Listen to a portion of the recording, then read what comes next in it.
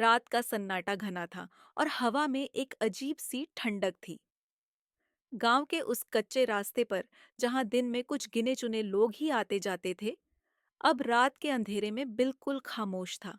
नेहा, जो कि एक जवान लड़की थी, तेजी से भाग रही थी। उसकी सांसें उखड़ी हुई थीं और वो बार बार पीछे मुड़कर देख रही थी। गांव में पिचल पेरी की कहानियां सुनाई गई थीं, जो रात के समय भटकती थी और लोगों को अपना शिकार बनाती थी। कुछ दिन पहले गांव में अचानक गुमशुदगियां होने लगी थीं। पहले रमेश, फिर और लोग। नेहा ने ठान लिया था कि वो इस रहस्य का पता लगाएगी। एक रात नेहा अकेली जंगल की ओर चल दी, जहां से सबसे ज्यादा अजीब घटनाओं की खबरें आई थीं। जंगल के अंदर नेहा को एक पुरानी झोपड़ी दिखी, जहां से हल्की रोशनी आ रही थी। नेहा ने झोपड़ी में झांका और देखा कि अंदर कुछ पुराने ताबूत पड़े थे। तभी अचानक दरवाजा जोर से बंद हो गया।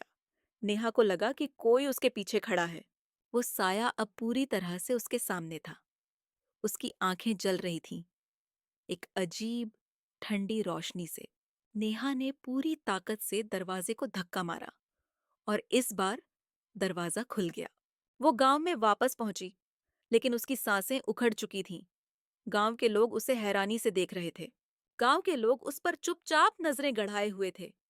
अचानक एक बुजुर्ग ने कहा, नेहा, तुम्हारे पैर। नेहा को समझ में नहीं आया कि उसके साथ क्या हुआ था। क्या वो सचमुच पिचलपेरी बन चुकी थी? लेकिन असली सवाल अभी भी बाकी था।